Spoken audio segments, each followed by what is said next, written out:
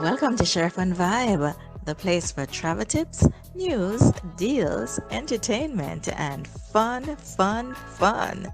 We just got back from a wonderful opportunity to see the S Hotel in Montego Bay. And as one famous person said, we came, we saw, and we're ready to book.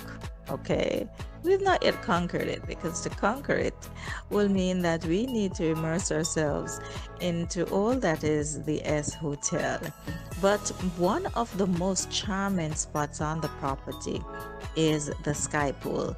And I tell you, that is an amazing location for the sunrise, for the sunset, for liming, for chilling, for hanging out, and for just letting it all flow.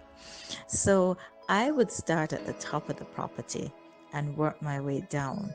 And the decor, the layout, the flow, and the feel just makes it the epiphany of a city hotel on steroids.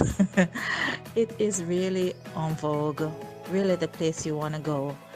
And I know it's going to have a smashing future right there on the hip strip in Montego Bay. Take a look at what we found to be some of the alluring aspects of the S Hotel.